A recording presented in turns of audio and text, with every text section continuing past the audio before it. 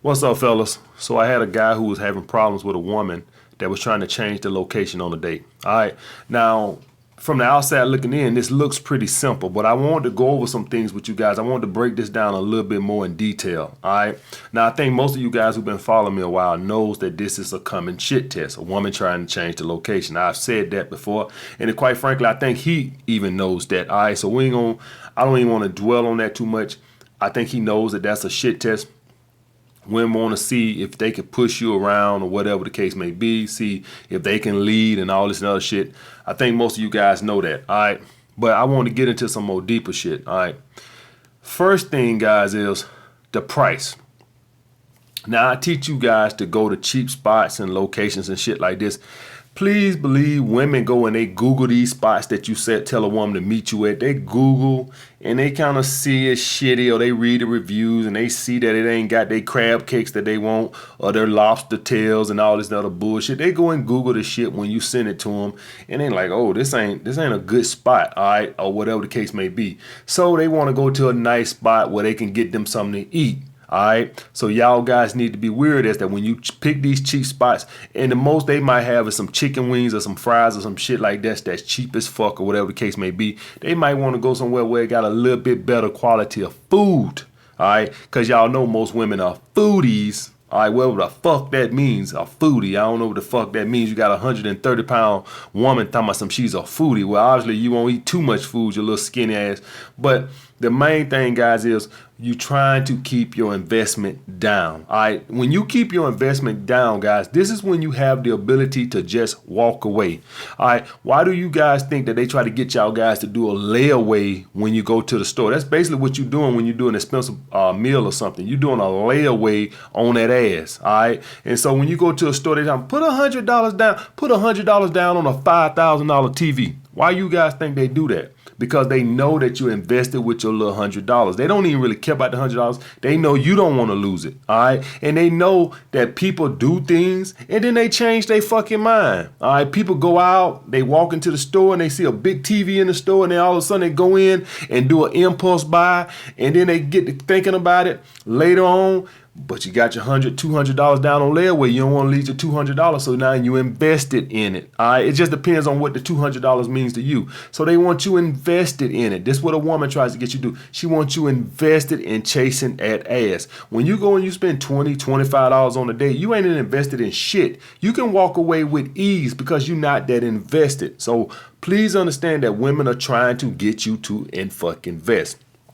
All right, the next thing, guys, is, and this is important, all right, the logistics of sex. Guys, when y'all picking these spots, I hope y'all guys ain't just putting some spots on the wall and throwing darts at the fucking wall and hoping you and going wherever you hit the dart. All right, it ain't about that. It's about we are playing fucking chess here. All right, we trying to set shit up for the fucking ass. So you guys, either you pick a spot close to you or you pick a spot close to her. Of course, most women know this shit, and so they want to pick more of a neutral spot, somewhere that's not too close to you, somewhere that's not too close to her. So you can't ask her to come back and get a nightcap, or you can't ask her to come back to your crib, or whatever the case may be. All right. So the whole point, guys, is you trying to pick spots that are logistics of sex. All right, don't let her go and try to change it to some monoculous spot that don't benefit neither one of y'all, that ain't close to neither one of y'all. All right, so that's the main thing out of all this, guys. It's the logistics of sex. That when you pick a spot, you're trying to set something up to where it's easy and comfortable to come ask her to come back to your crib. If y'all pick a spot that's 30 minutes away from you and 30 minutes away from her, then that's not something easy that you can be like, oh, let's commute back to your house for a drink, or let's come commute back to my house for a drink. Do that make any fucking sense? 30 fucking minutes.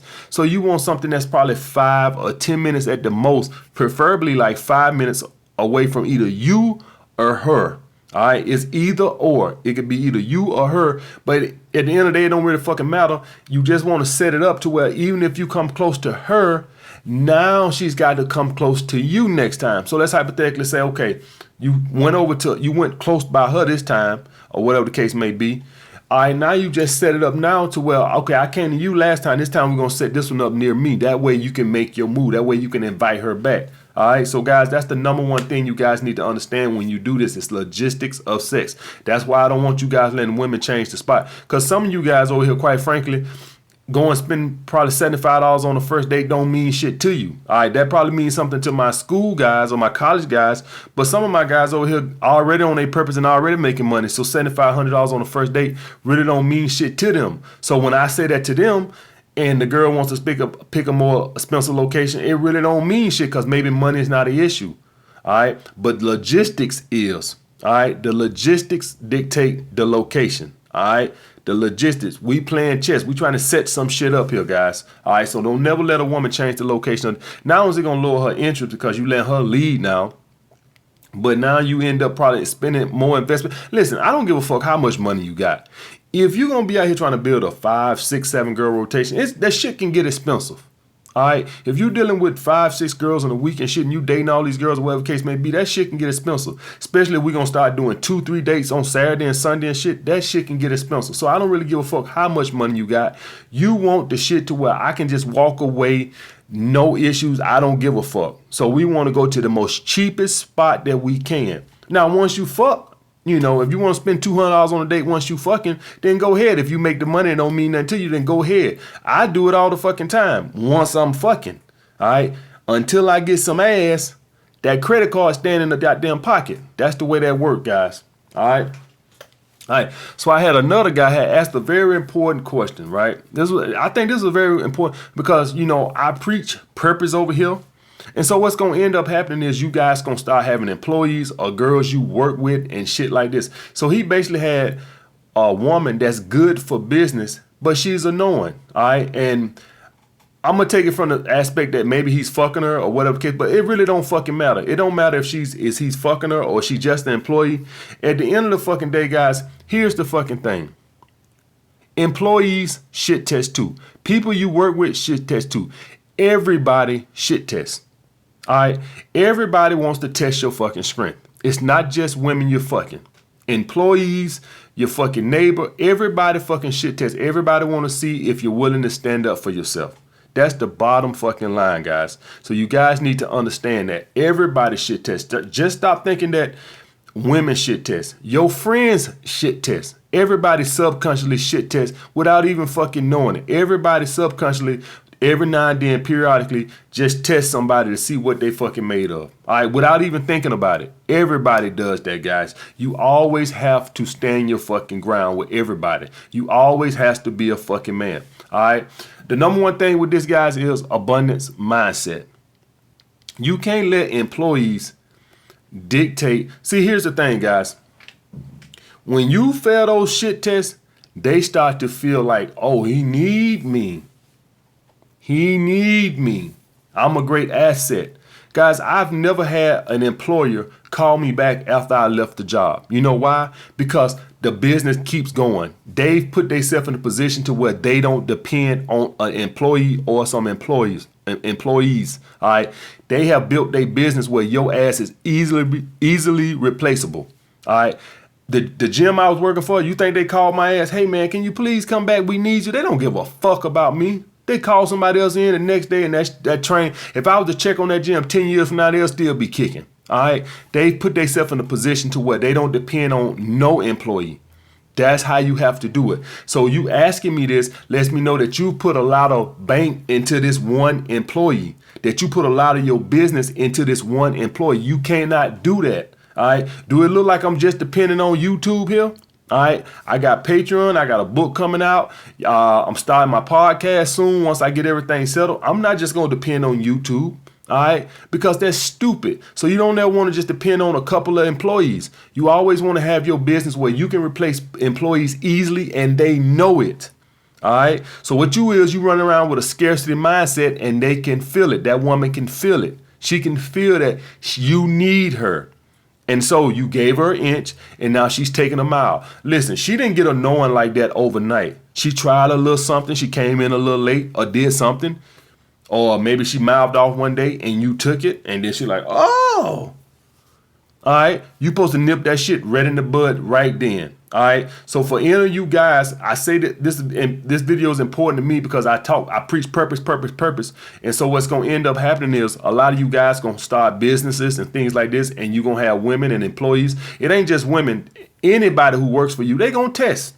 All right, guys, you always have to stand your ground. You always have to have an abundance mindset that I can replace your ass. All right. And here's the thing. Maybe you do have a gifted employee. Like when I was at the gym, I was a gifted employee, right? I was a gifted employee. But at the end of the day, they would let me get away with a little bit, but I couldn't just do whatever the fuck I want to. So I was good at sales. And so maybe I didn't have to show up for every fucking meeting, but I couldn't go mouth off at the manager. All right, it was limits. All right, so yeah, you gonna have employees that are bringing you a lot of money, and you get them a little. Maybe they come in just a little bit later. And for all you guys, this does exist in the real world. You fuck what you heard. This does exist in the real world. If you make me more money, I will give you a little bit more benefits, but you can't disrespect me.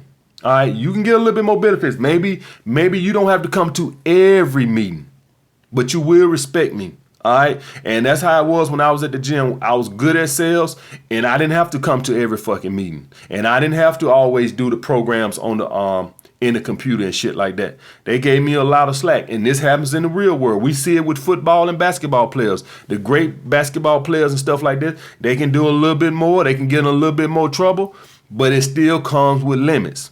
It still comes with limits. I don't give a fuck how much you average, how many yards you run for, how many points you score. It comes with limits. All right. So guys, you're gonna have employees or people that you work with that do generate a lot of money, but it needs to come with bounds. At the end of the fucking day, they can't disrespect you. All right, they just cannot disrespect you. You need to nip that shit in the bud, and they need to know that they need you more than you need them. You need to set a fucking example. That's a scarcity mindset right there. That's a scarcity mindset. I don't like that. That's exactly the opposite of what I preach. All right. What it sounds to me like you done box yourself in to where you need this employee. All right. You need to look at setting your business up and the other aspects of how can I not depend so heavily on this one or two employees that's causing me a fucking headache. All right. That's how you fucking handle it. I've set my shit up to where I don't need YouTube. All right. I've set up my shit to where I have other revenues or income. Because I don't want to depend on YouTube. YouTube wake up tomorrow and they like, this channel is, he talk too bad about women. This shit got to go.